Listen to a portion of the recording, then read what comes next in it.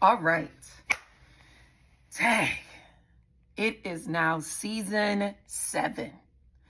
And if I'm being completely honest with you guys, I'd already started recording some of season 7, and I opted to take a pause because it was rudely interrupted by somebody coming to the door.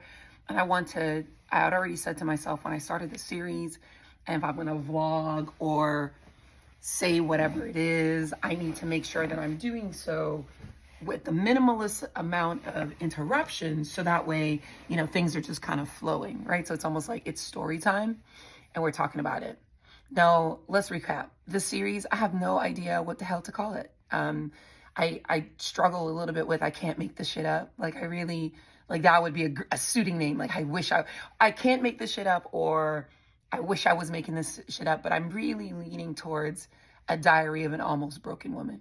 All right. So I want you guys to spew on that a little bit, right? So a diary of an almost broken woman. All right. This is season 7 of a diary of an almost broken woman. Why did I start doing this? I did this because I was like, girl, the space that you have been in, ain't no way. Like, this is a book. This is a Lifetime movie. It's a book. It's a Lifetime movie. It's a something. Okay. And if nothing else, it's definitely entertaining. It's unbelievable sometimes. Yes, whatever. I lived it. Okay. Y'all, I keep telling you, if I did not live this story, this testimony, the way in which I lived it, man, I'd have been like, look, this is some great writing. All right. So season 7 of of a diary of an almost broken woman. All right.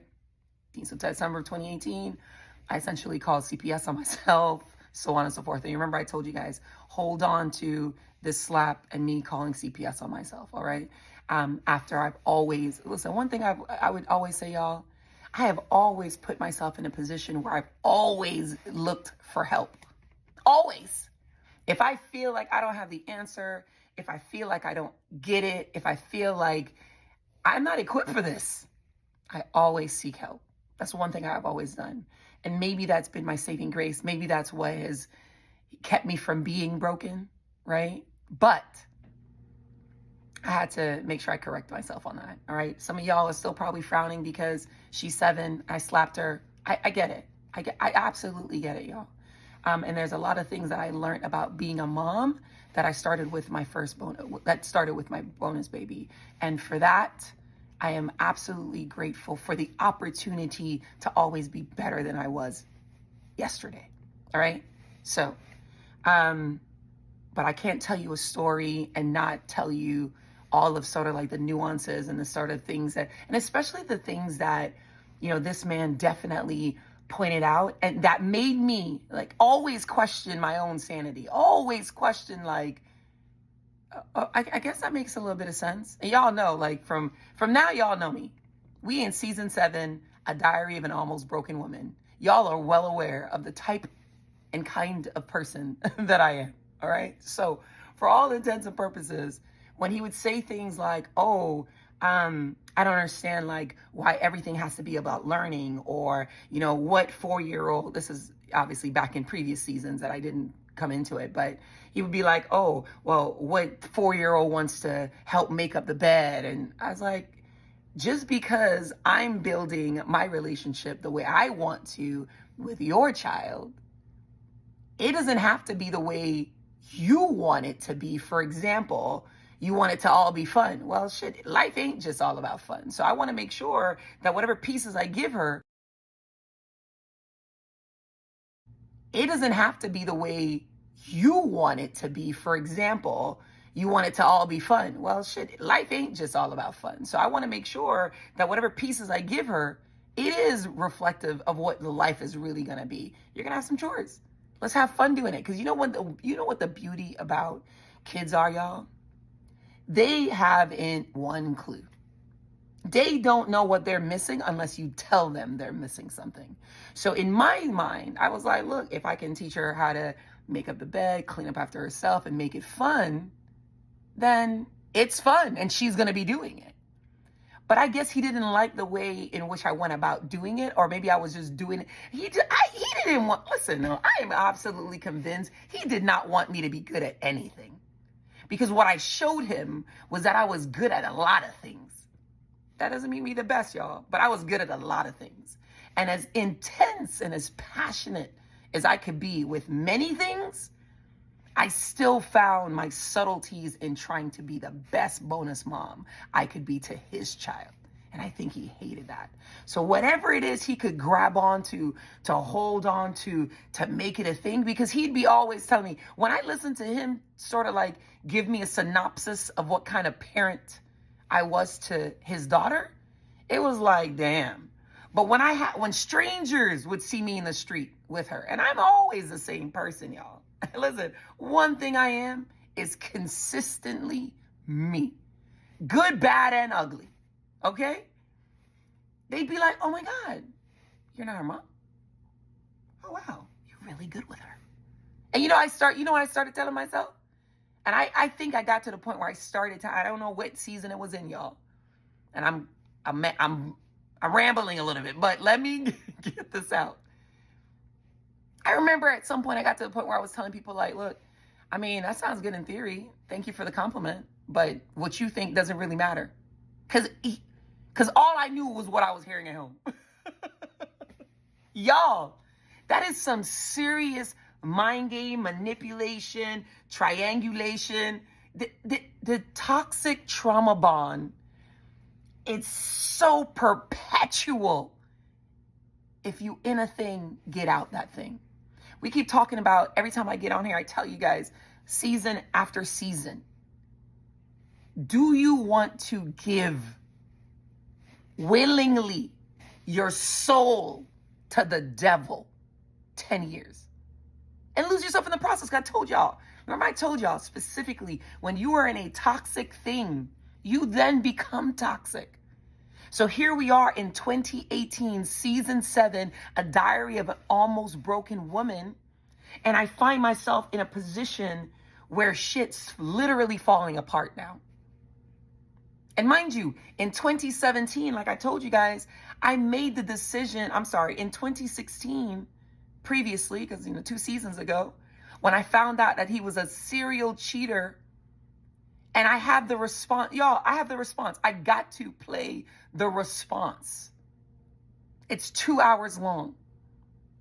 And listen, you can hear it. You can hear it in his voice. I'm listening. I'm like, and you still stayed. And imagine, on top of that, in 2016, I wrote myself a letter. It started out with wise up. That's what it says. Wise up. 2 pages to myself, y'all, where I'm literally self-reflecting on the fact that I know I am with somebody who doesn't give a shit about me. And I still stayed. But you already know, that was in season 5. And season 5 simply came. I stayed because I got pregnant with that beautiful boy that you guys see so often. Seriously. So I had already wrote myself this letter. I'm giving you backstory, right? From season 5 to now. Wrote myself a letter. It started off with wise up. I'm going to put it so y'all can see somewhere. You'll see it. And then, I literally called this man a narcissist in this letter to myself. And you could tell in this letter to myself, I was done. I was like, that, I'm done. But then shortly after that, y'all, I find out I'm pregnant with my first baby. Viable pregnancy. He was going to be my rainbow baby. Yes, CJ's a rainbow baby, y'all. And he's absolutely perfect. And that was more than enough reason for me to make it work. I stayed. Anyway, listen, let's jump right in. We've been in for a minute now. Baby, y'all. And he's absolutely perfect. And that was more than enough reason for me to make it work. I stayed. Anyway, listen, let's jump right in. We've been in for a minute now. 2018, season 7, A Diary of an Almost Broken Woman. Because these are, listen, y'all, let's be honest with ourselves. These have been diary entries, right? Like we recounting the year in about an hour, but it's a diary. Like this is a diary, y'all. All right. And it's been liberating, to say the least. It's been absolutely liberating. I've told you guys on numerous occasions in numerous seasons that your number one thing to do when you start questioning your reality is what? Take inventory. Take notes. Journal entries, voice recordings. You take it. Because chances are you're probably something toxic. You probably have a little bit of a trauma bond. And then don't be silly like me, okay? Don't just take the inventory and put it away. When I read that thing yesterday, and I should have started off this season letting you guys know, I'm slightly triggered, right? Because this is like 2018 is when shit really started hitting the fan. And you guys probably like, only 2018? Girl, what happened to 2016 when, you found out the dude was literally on your back cheating on you? Listen, that was then, this is now. You remember every day is a new situation. Listen, every day is a new opportunity for you to be better than you were yesterday, okay? 2016 was 2016. We in 2018 now. In 2018, y'all, it's now January 2018, and he gets a call. The call comes in. It's fucked up news, y'all. It is messed up news. His nephew that he pretty much raised growing up from a baby, his brother's child, has passed away. Damn. His brother's oldest child has passed away. Shit. Damn. Like, what do you do to that? Like, what do you do to that? What do you say to that? I've never really lost anyone outside of my brother, and that didn't happen until 2021. All right, so to that point, I really ain't know nothing about true loss, right? And I don't come from a big family. I come from a small family, i.e. why I've always wanted and was ready for family. I'm trying to console as best as I can. I'm like just trying to be there for him. That's it. They start making their arrangements. The family start making arrangements. And I said to him, like, cause you already know my cape, right? Y'all know I got me a cape, okay?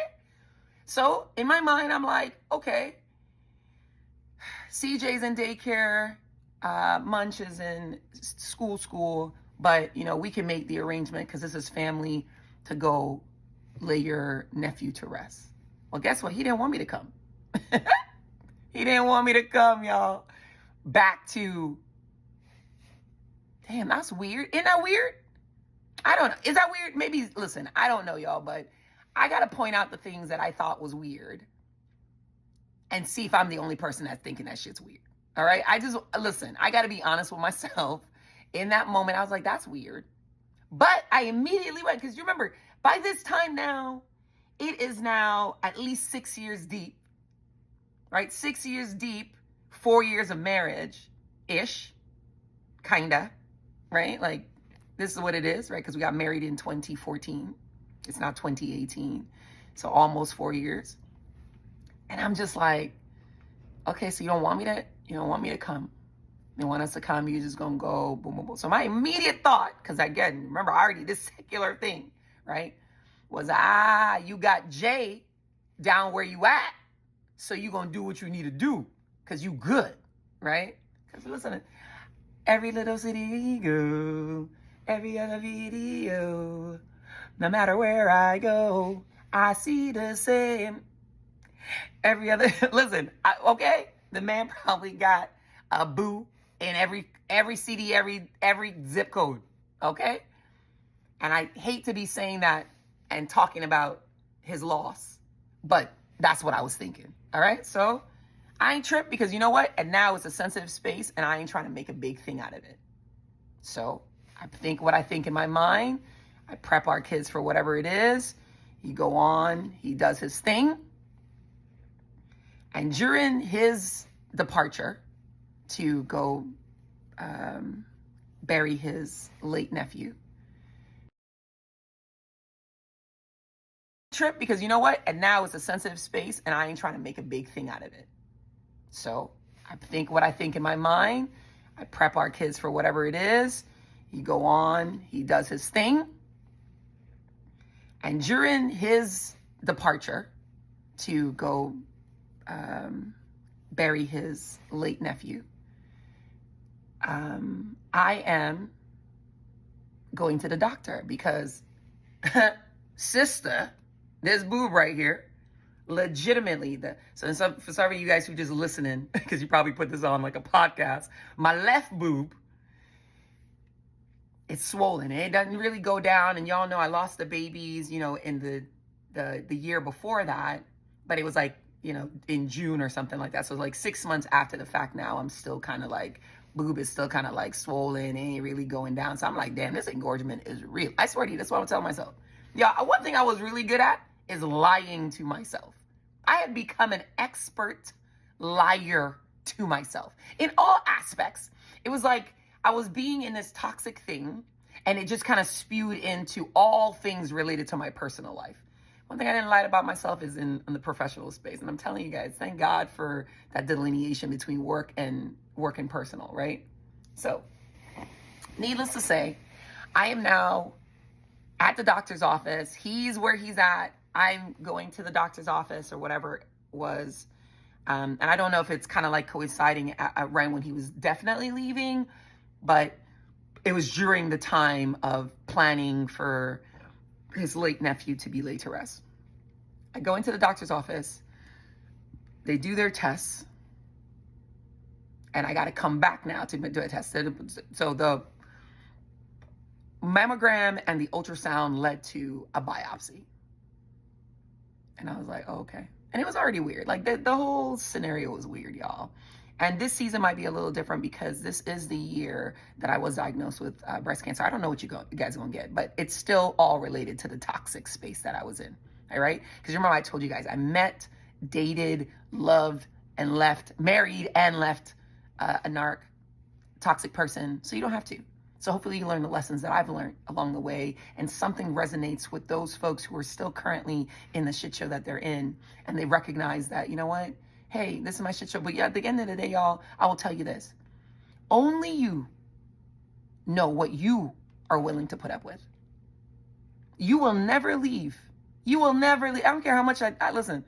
I don't care how similar our story is. I don't care how worse my story is than yours. I don't care if you're male. I don't care if you're female. Unless you are done, unless you say to yourself, unless you make concessions with yourself and recognize that where you are is no good for you, it don't matter what I say. Just listen. This is education. This is edutainment for you. All right. And it's okay. But hopefully at some point you recognize that you deserve better than you have been getting. That you deserve better than you've been allowing yourself to get.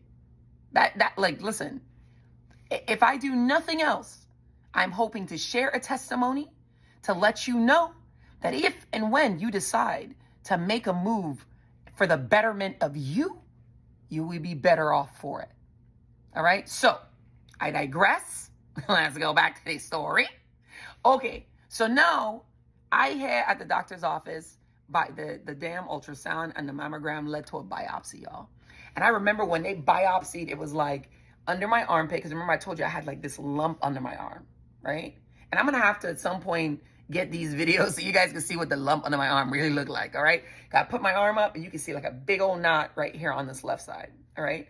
And then they took a piece right here, they took a piece right here, they took a piece right here, and they took a piece on the inside. Right, so like 4 different pieces they biopsied. They can't give me the results till February 5th, y'all. So during that February 5th time, he's definitely now in Florida, burying his late nephew, right? I said getting rid, that was insensitive.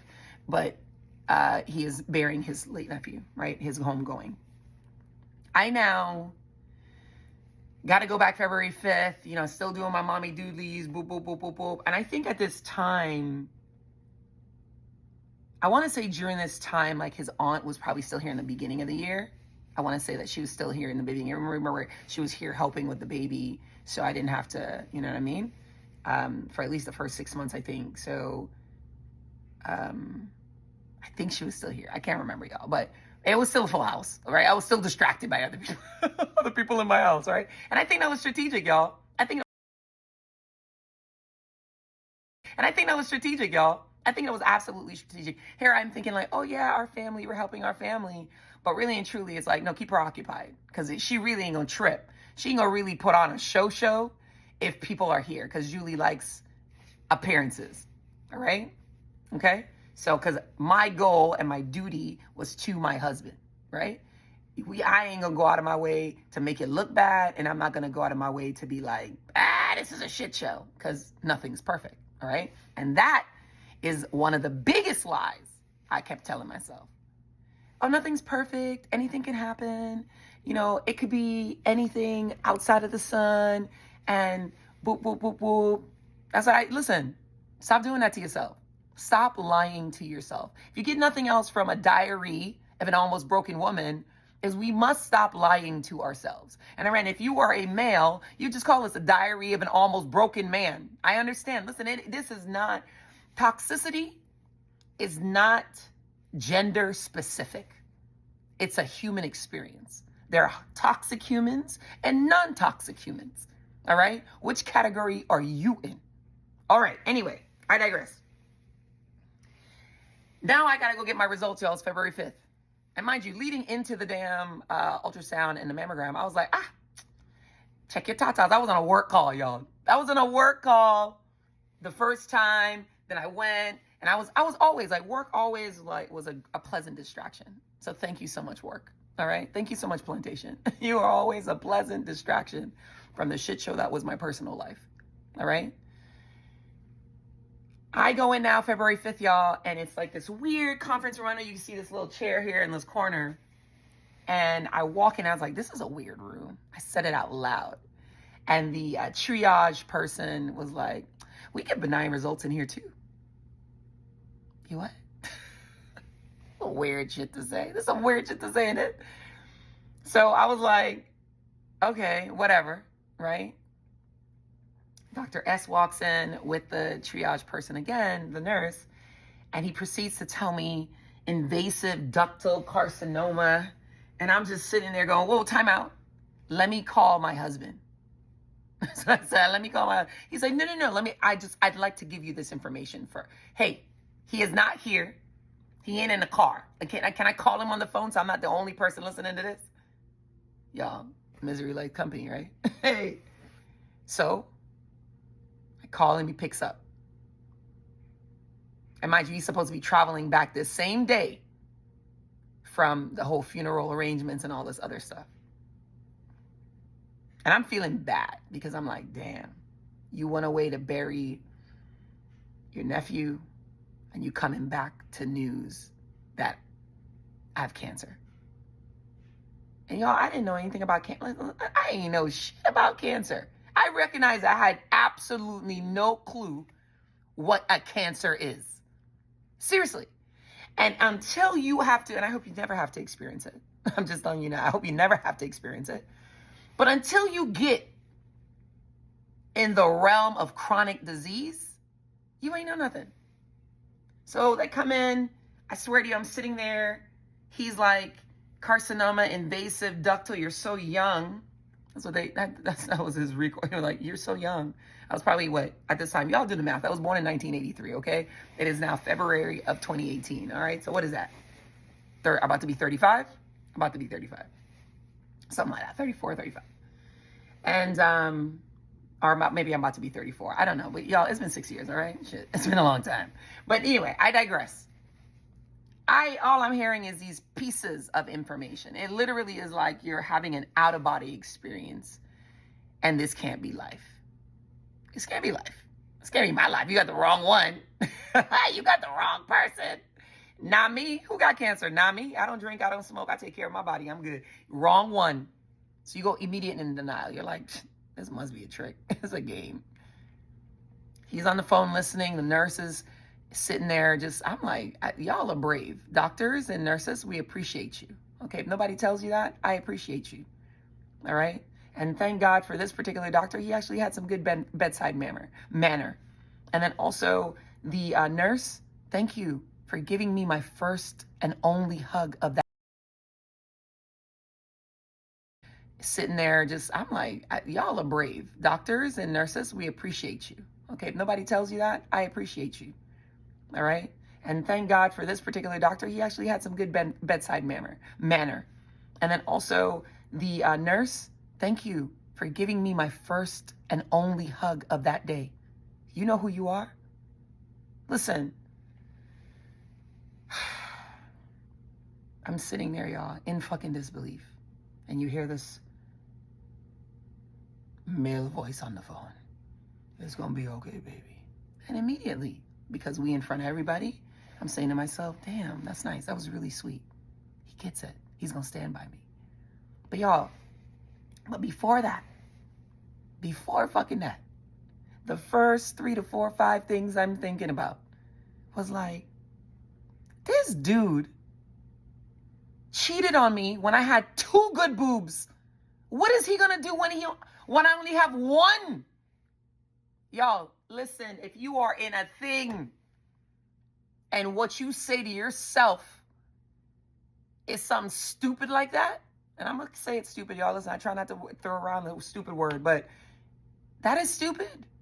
That was my thought process. The first 10 things in the top 10.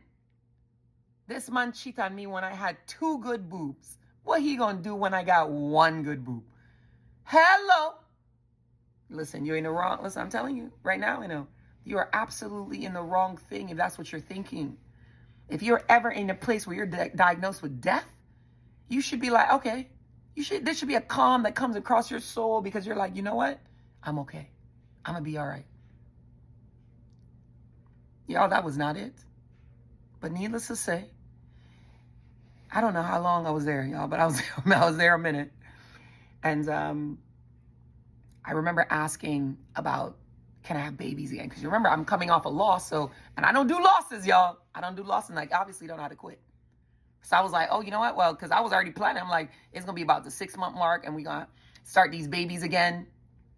Because I lost a set of twins, and to this point, I only had 1 biological child. And I already knew in my lifetime, I didn't only want 1 biological child. Man, I wanted 4 children, y'all. Like when I was young, I wanted 4 children. And to be honest, y'all, listen, if you're doing the math, with my bonus baby and my current space in 2024, I technically would have had 4 children, right? So the universe gave me what I asked for, all right? So y'all, I know y'all talk about these affirmations, but listen, if you ask for it, you shall receive it, okay? I'm just saying. And remember, we're going to stay away from politics, sex, and religion. But again, I wanted 4 children. And at that point, it was only the bonus baby and CJ. And so I was ready. I was like, we going to do that. What are you talking about? And now at this point, too, I'm like, well, shit. In this case, I guess I'm only going to have 1 more, right? Because at this point, we don't know what stage it is. We just know every place tested for positive invasive ductal carcinoma, all right? That means it starts in my milk ducts. My milk ducts is the problem. And it made sense, too, because when I think back on when CJ, now I'm taking y'all back to season 5, in 2016, when I was breastfeeding, this boob used to be like, when I would pump, in the pump, it'd be like, but this one would be like, so, hey, it makes sense. I'm like, okay, milk ducts, problem, boom, pow. I now have to leave. I got all this information and pretty much by myself with him listening on the phone. He knows what's to come back. It sucks. He got to get on the flight. He's coming back home. And I get home, the man comes in, and it was like he just met his cousin. Like he just see friend. Not even friend, just a cousin. Walking, it ain't no hugs. It ain't no nothing. We literally sit and we talk. And it's funny because I'm already triggered because whatever it is happened while he was away, he was not always incognito, but like for all intents and purposes, he was there, but not there. But you remember I told y'all got to remember, because y'all gonna learn to learn him like I learned him, right? When there was somebody else in his pocket, when he was occupied with somebody else, everything else was disposable. Everything else didn't matter. Because I guess he can only focus on one thing at a time. All right? So I recognize that, I'm like, oh, okay. So you in and out, you were with Jay in places, you felt good. She came to the funeral. Imagine Jay went to the funeral, family friend. It's a family friend. And your wife and your children and Wayne there. Damn. Don't tell me, listen, threaten me with a good time, essentially, right? At this point. So, man come home and we talking and immediately kind of go to that. Because now I'm triggered, right? Because I'm going through all this stuff and I'm finally, listen, and 2018 is really, y'all, when my shit really started hitting the fan, right? Because you remember, leading up to this season 7, everything that we dealt with was literally his drama, right? So now I got a little bit of drama of my own, and this drama is big drama because cancer ain't nothing to be playing around with, right? So now I get this diagnosis. We don't know what stage it is. I can't remember if they had told me when my shit really started hitting the fan, right? Because you remember, leading up to this season 7, everything that we dealt with was literally his drama, right? So now I got a little bit of drama of my own, and this drama is big drama because cancer ain't nothing to be playing around with, right? So now I get this diagnosis. We don't know what stage it is. I can't remember if they had told me if it was HER2 positive or not at that point. But needless to say, now I got to go and figure out how I'm gonna deal with the next thing. So now I'd always had this thing about I want to see civilian doctors, right? Because he's in the military. I was like, look, I want to see civilian doctors. I don't know something about civilian doctors. Hey. So I'm calling around to these civilian doctors, and then I get a call from TRICARE. TRICARE's like, hello? We have the right to first refusal.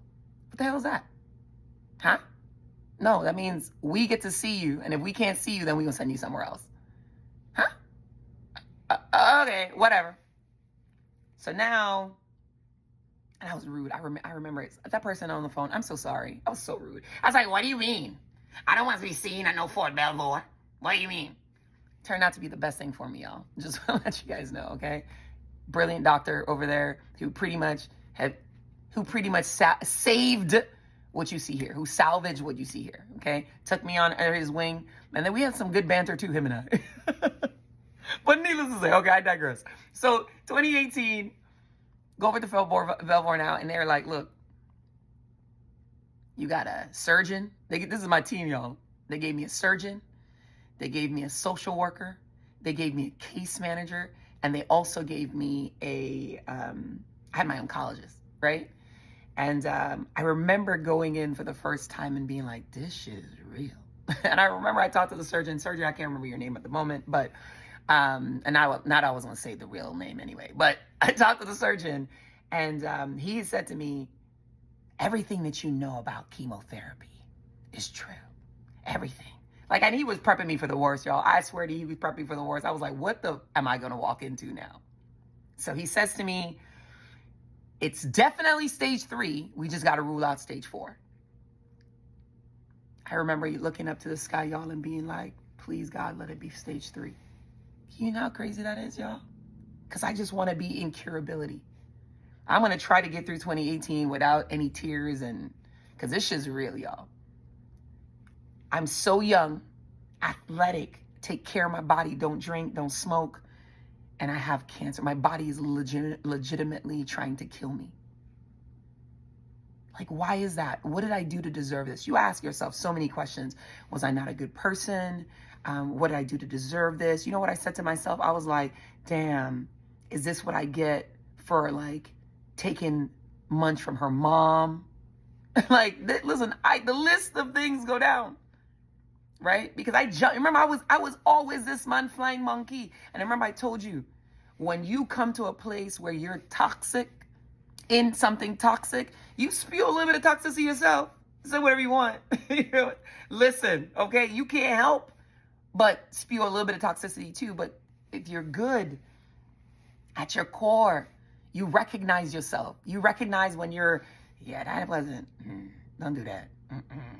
Right? You try to, listen, I hope those of you who are still in toxic spaces, male or female, that you find yourself and you don't give anybody the power to manipulate you into being somebody that you're not. Do you say like that? That is key. When you find yourself being manipulated into something, someone you do not recognize, that is the ultimate problem. All right. So here I am, stage 4 breast cancer. Yeah. So February 5th, I found out I had cancer. February 14th, I found out it was stage 4. And February 22nd, full blown. Put me in, coach. Give me that chemo. I'm trying to live. I got little kids to live for. So now my mindset's shifting again. If you talk about it again, what we doing, y'all? Another distraction, right? Because you all want to know. Y'all want to know why I stayed so long? Because I was distracted. I found thing after thing after thing to be distracted by. It's a choice. It's a choice to stay. It's a choice to walk away. And it's still a choice if you do nothing. But here I go, being distracted again. So it's 2018, it's February, I'm starting chemo. This man is supportive. For all intents and purposes, if you were on outside looking in, I was in it too. I was like, oh, he's supportive. Did some things. I was like, oh, started juicing. There's this book, it's called How Not to Die by Dr. Michael Greger. Dr. Michael Greger, thank you so much for that book. Looking in, I was in it too. I was like, oh, he's supportive. Did some things. I was like, oh, started juicing. There's this book, it's called How Not to Die by Dr. Michael Greger.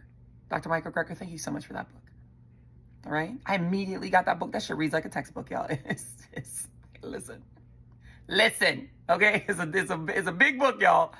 But what he's done so nicely is he broke down each chapter with how to not die from heart disease, how to not die from breast cancer, how to not die from mental depression and stuff like this. Whatever, I'm probably not giving you the right chapters in the book, but he has these chapters and he talks about how let food be your medicine. All right? So listen, I'm not going to tell y'all what to do with your lives, but it's a good book. It's a good read. It's a good reference point. So I ended up getting the book. And I immediately started juicing and more vegetables and more boom, boom, boom. And he was helping too. Y'all, matter of fact, first couple of weeks, damn, he took point. I was like, damn, let me find out I could be pampered. I could be loved on. I can be appreciated. But I guess what? I guess you realize that shit's hard work. Y'all, it's hard work. For those of you guys who take the brunt of your relationship and the rearing of your children, and because sometimes it's not just all women, sometimes it's men too. Right? Because again, I told you guys, toxic does not delineate between male or female. It's just toxic human beings, period. So for those of you guys who take on the brunt of it, and you're like, they don't get it. They don't get what I do on a daily basis. Well, I guess he got what I did on a daily basis, and he did not like it. Okay? Because that shit was short-lived, y'all. He said, yeah, baby. Of course, it was always baby when he wanted something. Or when he was going to try to let me down easy. It's like, baby, if you're able to do, I think you should do. Because this is a lot. You can't just be sitting around just moping around and blah, blah, blah. Nigga, can I have a moment? I just found out that they told me cancer's going to snipe me out. My boob is trying to kill me. Can I get a moment? If that shit takes 90 days, can I at least get 90 days? No, not 90 days. 90 is too much. Yeah, it was weeks, y'all. And it's fine. So you know what? Every time, you know what he was really good at? When he would say dumb shit like that to me, it would imprint on my brain. And I would say to myself, you know what? Please stop putting yourself in positions where this nigga telling you dumb shit like that. So I went right back into mom mode, wife mode, secretary mode, doing all this shit. I didn't take a break from work, y'all. I did not fucking take a break from work. I know y'all was like, what? You didn't take a break? No, I did not. I distracted myself with work. I remember calling my supervisor, you know who you are. I appreciate you. And I'm so glad for the company I landed with, y'all, because the support that I really got at this company that I've been with now for 7 years is phenomenal. And I appreciate that. And I hope y'all don't make me lose my motherfucking job. Sharing this story with y'all, all right? Because it pays for my mortgage, pays for the insurance, that pays for the cancer treatments, all right? I just want to let y'all know, all right? So don't come for me too hard in these chats, all right? You want to come for me in a personal space, but please keep my job out of it. Keep my job, keep my business out of it, all right? Because I'd love to, you know what I mean? I'm just saying. But I digress. That is my request, but I don't know what's going to happen. All right? But that's real. I remember talking to my manager or supervisor and saying to him, I got cancer. And at that time, we had a VP. I guess everybody was pretty understanding too. And again, with HIPAA laws, I ain't really gotta tell y'all much. I just gotta go to fucking HR and figure it out. But I always believe that if I was in a position, it's not like I need to know, but it would help me understand where you're coming from, because it's a lot, right? And yes, business is business, y'all. Because guess what? If I decide that I don't want to, they ain't got to keep me. If we being completely honest, they ain't got to keep me. Ain't no job out here got to keep me, because especially if I'm not doing my job, right? So now you get into this mode where, damn, I got to make sure that I am doing what I need to. I forgot to tell you guys that we're going to call season 7 isolation. All right. Isolation is the invisible abuse word for season 7. Now we've had 39 minutes in and y'all getting it now. Isolation. Isolation. Because there's something that innately happens when you are not only in something toxic, but you now have a chronic disease, right? Because first of all, you just want to be normal, and people don't see you normal, right? Like when I say, oh my God, boom, boom, boom, boom. That's why today I'm in pink, right? Because breast cancer. And then also too, I have my port on blast for some of you guys who are like, that girl ain't got no damn cancer. I do. And who makes up shit like that anyway? A toxic person. I wouldn't make that up. But anyway, so here we are. Tell my boss, that girl ain't got no damn cancer. I do. And who makes up shit like that anyway? A toxic person. I wouldn't make that up. But anyway, so here we are. Tell my boss, and they're understanding. HR talks to me, and my immediate was, well, I don't want to take time off. I just need to alter my schedule a little bit so that I could do these cancer treatments, because I don't want to be away from work, right? Because I was afraid. If I'm being honest with y'all, I was afraid to lose my job, because to this point, I build a life on my back, and now I'm the one that's sick. He can't afford to do this. He can't afford that 3.1 house, a 0.8-acre house by himself, and all the life that we've had for these kids by himself. He don't want that. He barely want to freaking juice for 90 days and take care of me. But okay. So I can't lose my job. So I'm not asking for time off. HR, I just need an alternate schedule. Can you give me a 4-day work week so I can do my cancer treatments and just go about it typically? And that's what I did, y'all. That 4-day work week and FMLA came in handy. And I was able to do it, y'all. Didn't take a break. Didn't take a break. So like I said, when I sit down and I reflect upon a diary of an almost broken woman, man, my strength is just crazy. But here we are. I'm taking my tumultuous space and time and whatever it is I had and experienced, and I'm turning that shit into art and packaging it in such a way that I hope it helps you or somebody you know, or somebody who is like, oh, well, damn. I mean, it's been like 6 years already, so what's the point? What's the point? You want to be sitting in somebody's office and they tell you that cancer's about to snipe you out because all you did was let dis-ease become dis-ease? You want that? Don't do that to yourself. I mean, listen, the fact that I put this out here and you know that this is a potential, because stress will manifest in crazy ways, y'all. Stress will manifest in crazy ways, and ultimately stress will kill you.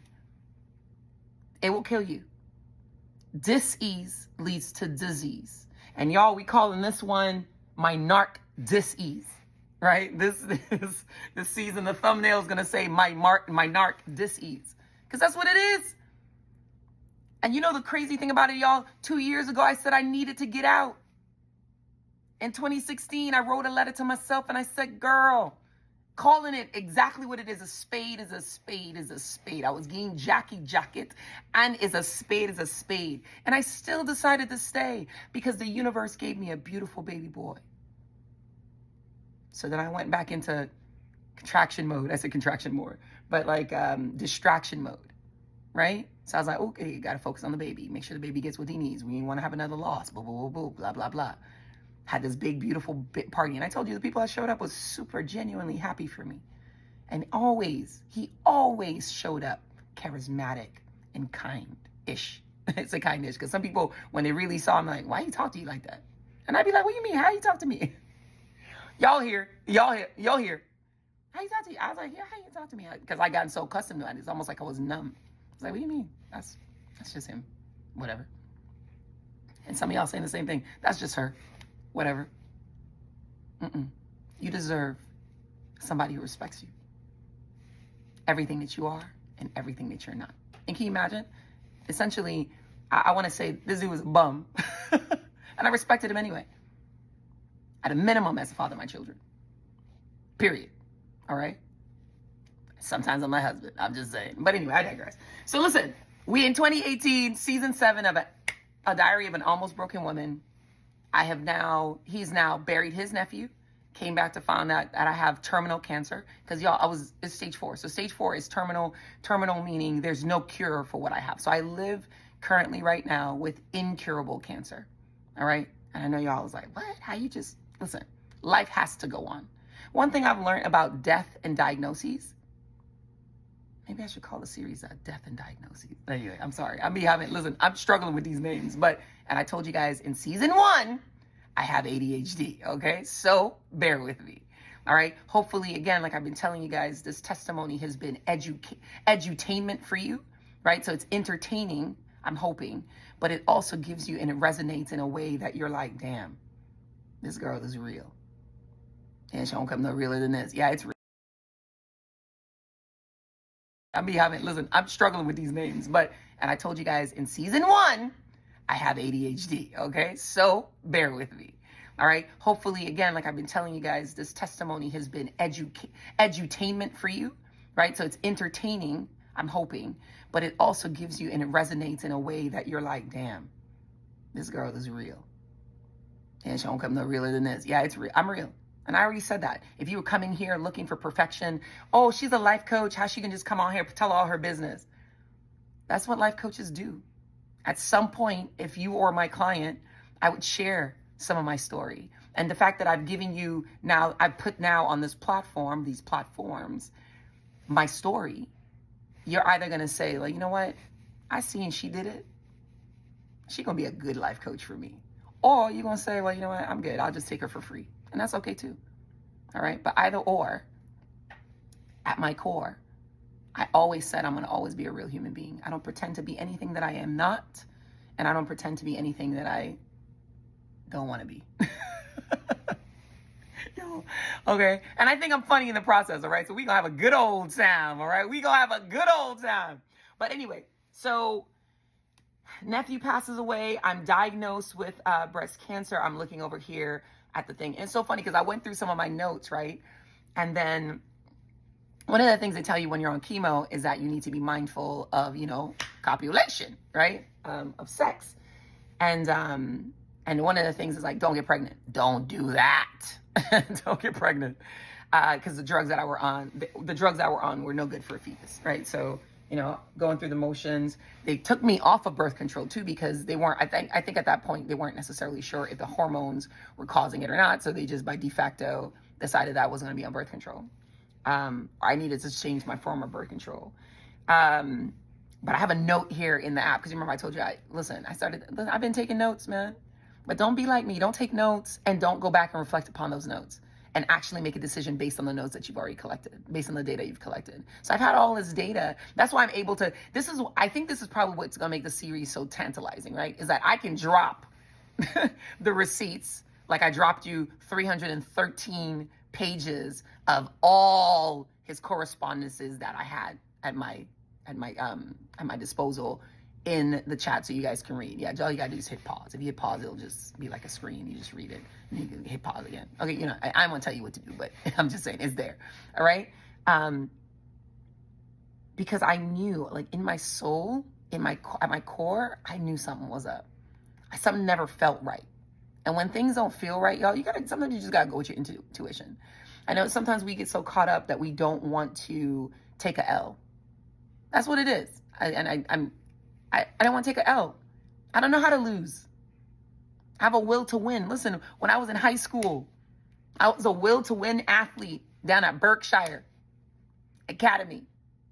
I did get kicked out of school though, y'all. But anyway, I digress. But listen, seriously, that's what it is. I got the will to win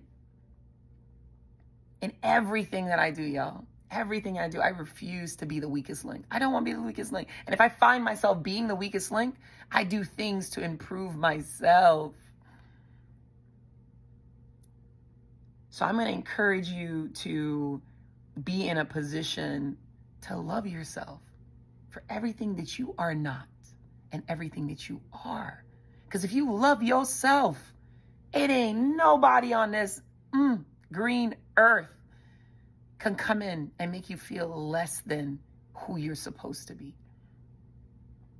And listen, and by this time now, y'all know I love myself, because that's why I was able to kind of go through this perpetual cycle of trauma bond and the gaslighting, and I allowed it because I love myself, because I was just like, well, I just want my family. I just want a family, and this is it, and I've already put in the time. Okay. And what are your kids really seeing? A man that does not love you. A man that does not respect you. Is that okay? That is absolutely not okay. And y'all, to this point, anytime I would get into any beef with him, any arguments or any disdains, or when I talked about how I felt, I made sure I didn't do it in front of our kids. I was purposeful, because I just didn't want that toxicity bleeding on them. So we go in the basement sometime. We'll go in this room, because this room is a huge ass room. Had a huge ass room at the other house too. So like it would be in the room, the arguments would happen, so on and so forth, right?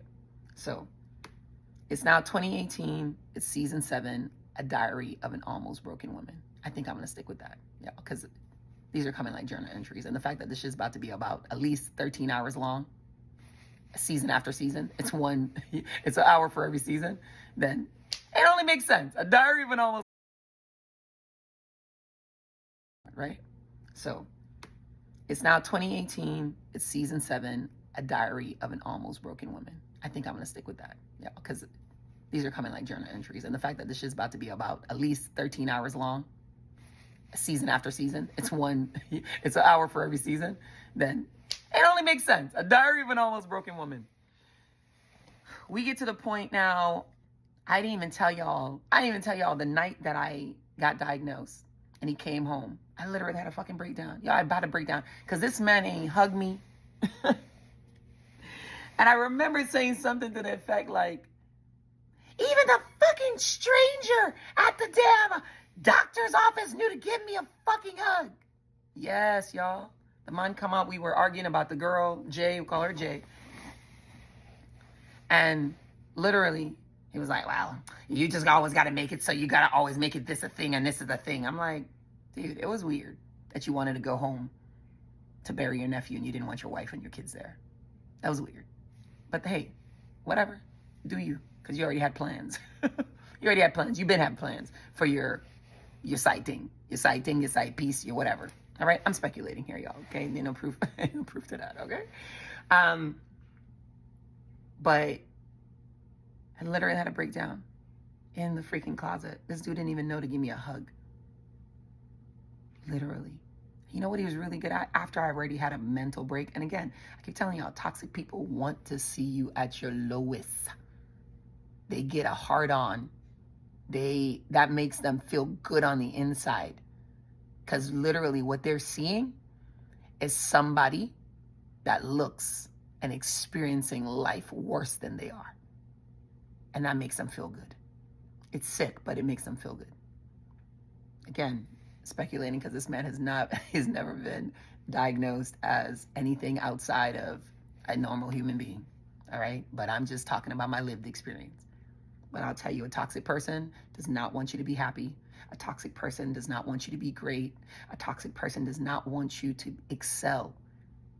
And at this point, I just got all this crazy news, and he didn't even think to give me a hug and be like, baby, it's okay. But when we were on the phone, he could say it. You know why he could say it?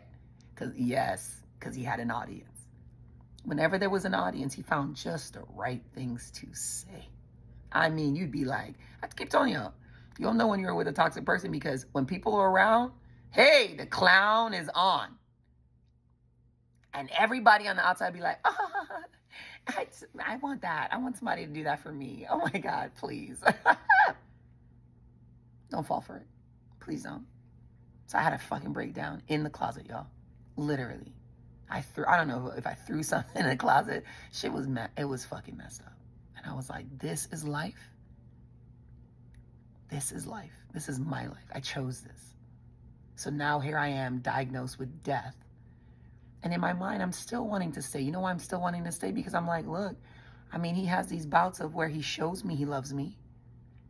And if I'm going to die, I might as well die with the person next to me who loves me. I think he loves me. He always chooses me. He always comes back to me. We always try to figure it out. Like, because when we, when we have this other thing in this other event, we look so good on paper. We look so happy. We take beautiful pictures. We have beautiful kids. This family is beautiful. We support our children. Blah, blah, blah. We really me, but y'all listen. I'm a team player. The ultimate team player is always a we. Okay? It's always a we. Like, that's real. So here I go, get distracted again with cancer. And I'm like, look, man, it can't be that bad. And you start convincing yourself, it can't be that bad. And especially when he started juicing. So after this whole fucking meltdown, and he always comes back with some, once you really have a fucking conniption, and he realizes that, because guess what, y'all? When I used to have these moments of like realization, like, this is not okay. So then my movements would change. I wouldn't be like a whole bitch, but my movements would change. I'm like, okay, I'm a peel back a little bit. Because y'all, for me, it's all or nothing. And it sucks. Oh, that's great lighting. That lighting just adjusted. But it's all or nothing. And sometimes when you do all or nothing, that could be... All or Nothing is a 2002 drama film starring Timothy Spall, Leslie Manville, and I didn't even call her name. I didn't even call her name. She just... Listen, that was an interlude. Alexa's listening. But Alexa, end. Alexa, end. Y'all, I'm so sorry for that. Your Alexa probably just went off. My bad. So...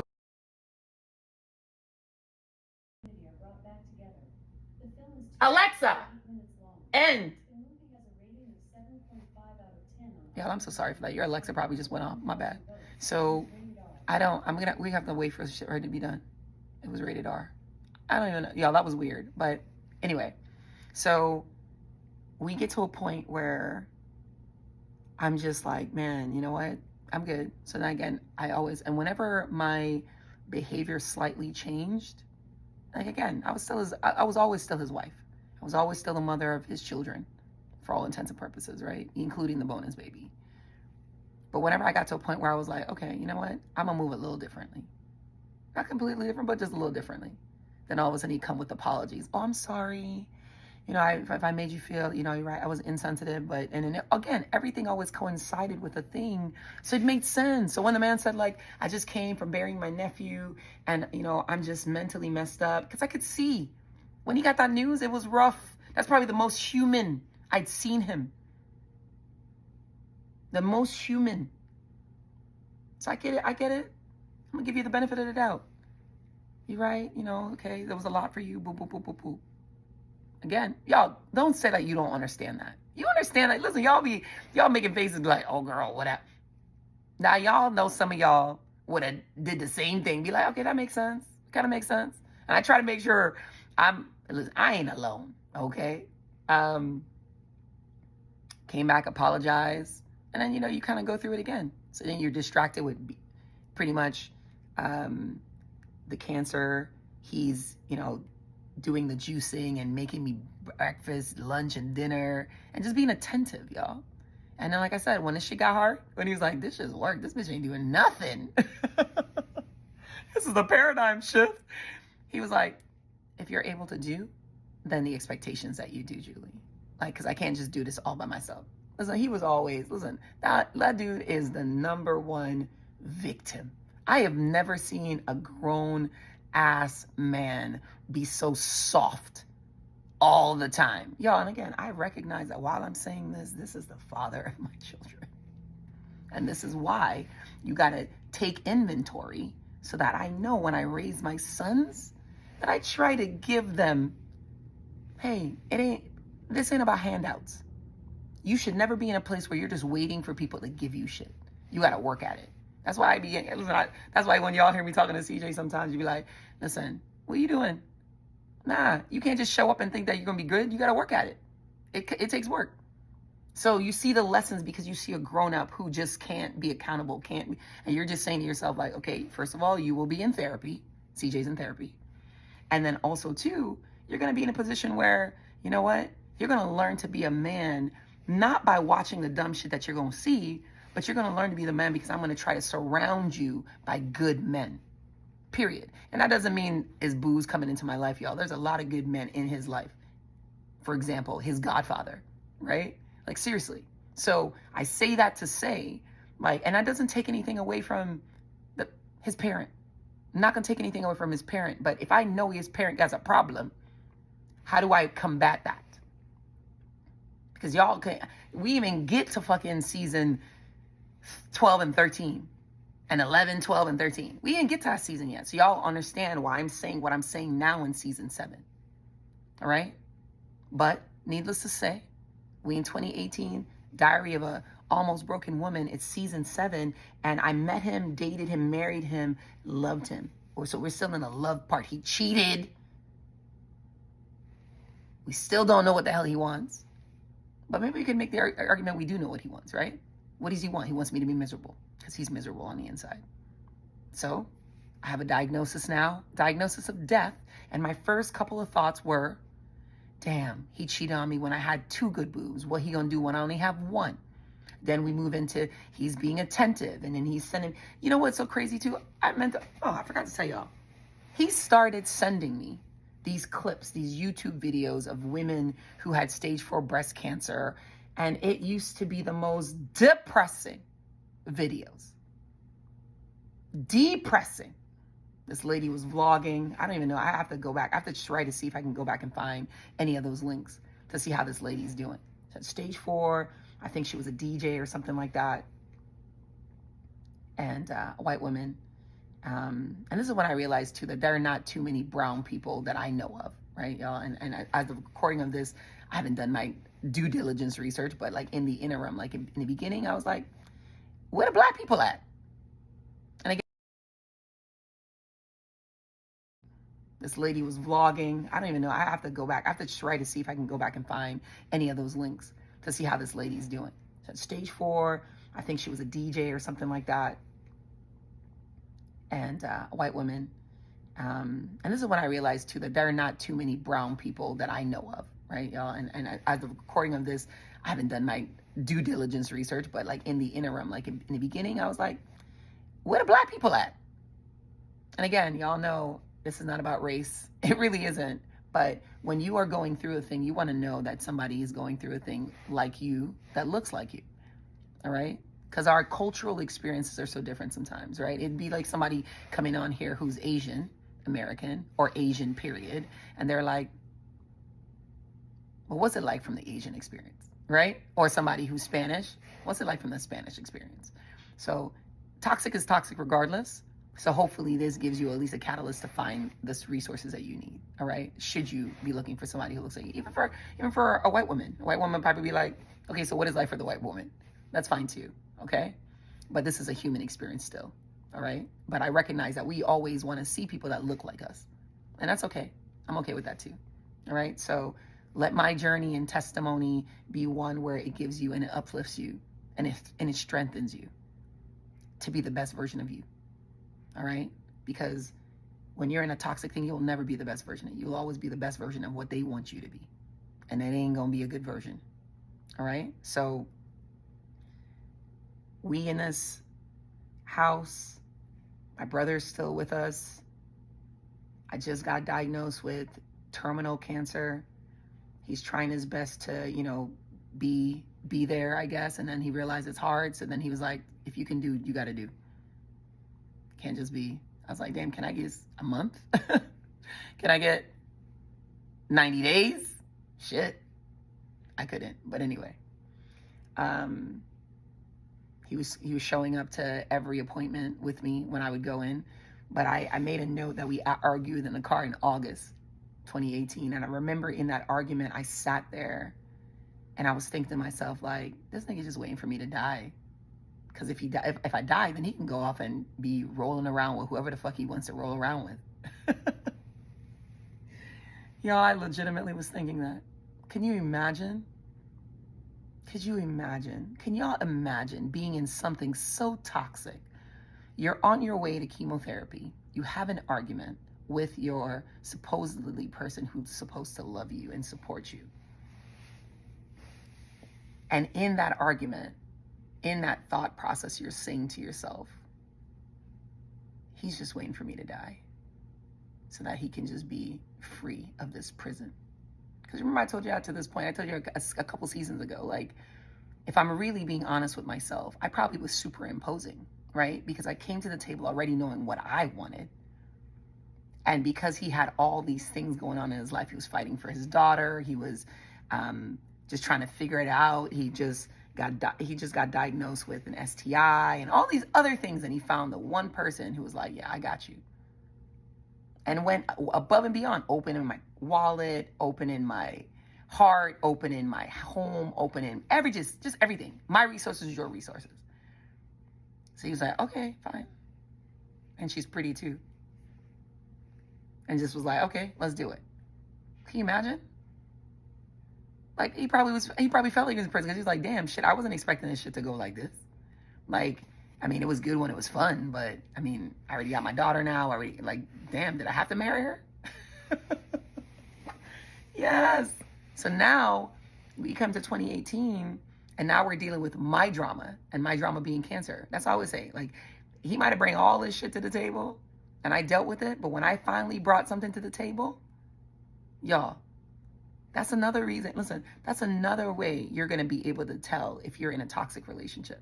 Because you're going to do. And when you finally need them, it's going to be all sorts of excuses. It's going to be all sorts of, it's just not going to feel right. So here we are on this ride to freaking chemo. And we're arguing. And in my thought process, I remember I probably cried that day too. Thinking to myself, like, he's just waiting for me to fucking die. And then he was sending me all these fucking messages. I say messages, videos about how bad stage 4 can be. Well, y'all, listen though. Stage 4 is stage 4. It's work. Okay? It's work. It's hard work trying to stay alive. But what I will tell you is, as long as you feel good, you be good. As long as you can do, then you do. Because for all intents and purposes, if you want to be here, then you're number one. You're number one in season 7. The lesson is to not die before you die. Don't die before you die, period. And the biggest want to be here, then you're number one. You're number one in season 7. The lesson is to not die before you die. Don't die before you die, period. And the biggest success for you, your family, is going to be you recognizing that you were meant to be here. That you were meant to be here. Simple. Doesn't get any easier than that. All right? So, you fast forward. I told you guys I corrected myself from December 2017. In December 2018 now, shit's really fucking hitting the fan. And like I told you, once you're in toxic, you become a little toxic. So here I am. My daughter, bonus baby at the time, is lying to me about some dumb shit at 7 years old. All right? And I slap her. And that was the end of it. Was it? Because I remember I told you guys, I'm not a big fan of beating. I'm not even a big fan of putting hands on my kids. I really am not. Listen, it's my last resort. Because I remember my ass getting beat when I was a kid. I didn't like it. And I know we're talking about invisible abuse and I just, mentioned physical abuse. But again, as a parent, I got the fucking answers. I'm trying to figure that shit out. Like everybody else. And then after that, I called for help. I was like, hey, we need co-parenting. This is not going to work. Blah, blah, blah. Because I slapped her and he's more concerned that I slapped her instead of why she got slapped and blah, blah, blah, blah. They were like, whoa, you slapped her? We're going to have to call CPS. Matter of fact, you're going to have to self-report. So I self-reported. And remember, I told you, remember the slap. 7 years old. I took a picture, y'all. I took a picture of this little girl because I knew in my soul of soul I was messing with the fucking devil. And he's going to twist. Listen, one thing a toxic person is going to do, they're going to take a little bit of the truth and twist it to tell you a story. They're going to take a little bit of the truth so that when you hear the story, you go, I mean, that's believable. I mean, that could work. Yeah. So then it moved from me calling CPS on myself to me busting up her lip. Listen up. Like I told you, I took a picture. I had to. I'm glad I did. Pretty glad I did. December of 2018, man. But that was a fucking whirlwind of a year too. You remember I told you when you're in a toxic, you become toxic. So I done lost my shit. Fucking 7-year-old lying to me. And all I'm thinking about is the fact that I'm with somebody who always fucking lying. Like, what the fuck? Cancer, lies. I'm going to be surrounded by a bunch of liars. Y'all, don't let that shit eat at you. Don't let it eat at you. And then when you realize that you're in some shit, go get fucking help. So I started therapy. Y'all, I started therapy. I had to. Because I felt like I was losing my shit. And you know what? For some of you guys, you're like, well, you slap somebody else's child. Listen, because in that space, I was raising this kid. She's my child. Right? Like, literally. I was in a space. I was raising this child. And then it was sucked because I remember I used to be talking about her mama. I'd be like, damn, this bitch know I ain't know nothing about kids and won't even call me to be like, hey, what up? What's going on with Munch? Nothing. Who the fuck does that? Y'all, I'm triggered. I'm triggered. But literally, that's what I was thinking. Because in my mind, I was like, we going to be kumbaya. I'm raising your kid. Matter of fact, I'm your assistant coach. You should be thinking of me as your assistant coach. You the head coach, mom. I'm the assistant coach, mom. Seriously. So all that shit, listen, I called fucking Military One Source, y'all. I was like, look, I don't know what this is. And then I self-reported. Because I told you guys, like, the place you got to go to physically put your hands on your kids, I don't care if it was one slap or not, right? Because, again, I wasn't a beater. I don't think I'll ever be a beater. That's just not, stop. Because I don't have it in me. The place you got to go. I can't claim to love you and I'm putting my hands on you for what? It don't make no sense. So, y'all, I'm more of a yeller. I revert to yelling, okay? But I don't have the answers. I know I don't have the answers. But in 2018, a whirlwind of a year, all this stuff's happening. We get to the end of the year. Like, the lies obviously triggered. Listen, y'all, lying is a thing for me. When it comes to my son will tell you that too. My bonus baby will tell you that too. Listen, if anything y'all gonna do is learn to tell the truth. And not what somebody else wants you to say. You're gonna learn to tell your own truth. And y'all hear my son on live from time to time where he's like, what do you mean, mommy? Huh? No, that's not what you said. No, that's not what you do. Yeah, okay, keep being you, bro. Keep being you. But anyway, y'all, keep being you, bro. Keep being you. But anyway, y'all, we are above and beyond our hour right now. All right. So, and I can't tell you every single thing that happened in 2018, but hopefully you got enough about 2018 to recognize that I was in something toxic. And I still stayed. Y'all. Spoiler alert, I don't leave till 2022. Spoiler alert. But we gonna get through this diary of an almost broken woman so that you guys can hear the perseverance,